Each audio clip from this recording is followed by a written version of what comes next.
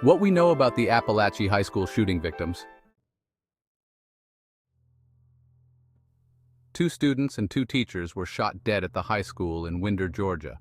At least 9 others were injured. The shooting at Apalachee High School in Winder, Georgia on Wednesday killed 2 teachers and 2 students, becoming the deadliest episode of school violence in the state's history. At least 9 others were injured. The authorities identified the dead students as 2 14-year-olds, Mason Schermerhorn and Christian Angulo. The educators killed were identified as Richard Aspinwall and Christina Irimie, officials said. Spellings of the names were not confirmed by the authorities. Law enforcement officials said in a news conference that the victims taken to the hospital were expected to make a full recovery. "Those that are deceased are heroes in my book," said Chris Hosey, director of the Georgia Bureau of Investigation. "Those that are in the hospital recovering right now are heroes in my book."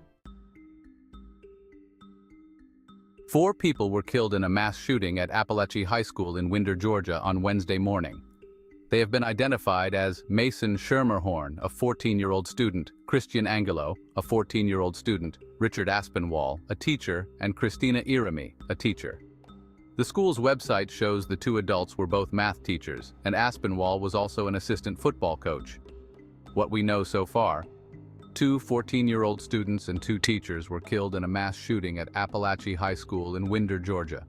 9 other people, 8 students and 1 teacher, were wounded and hospitalized, all of whom are expected to survive. The suspect, a 14-year-old student at the school, and his father were questioned by law enforcement last year regarding anonymous tips about online threats to commit a school shooting, according to FBI Atlanta and the Jackson County Sheriff's Office. At that time, there was no probable cause for arrest. The gun used in Wednesday's shooting was an AR platform weapon, according to the Georgia Bureau of Investigation director. A law enforcement official told a reporter earlier it was an AR-15 style rifle. The shooting is at least the 45th school shooting in 2024 and the deadliest this year, according to a reporter. Mason Schermerhorn was described by friends of his family as a lighthearted teenager who liked spending time with his family, reading, telling jokes, playing video games, and visiting Walt Disney World.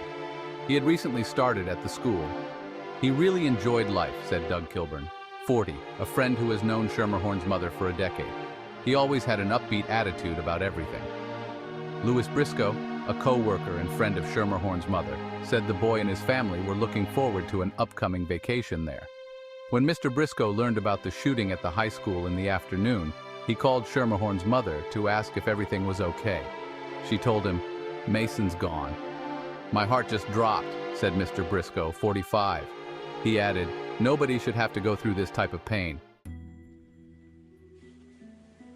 The gunman, who the authorities identified as a 14-year-old student at the school, will be charged with murder, officials said. Students heard gunfire as they barricaded themselves in classrooms.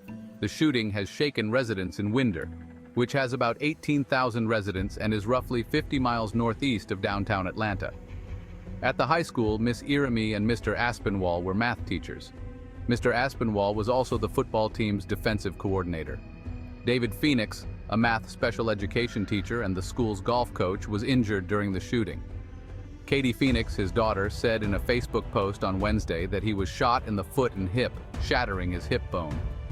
"He arrived to the hospital alert and awake," she wrote in the post, adding that he had surgery earlier that day.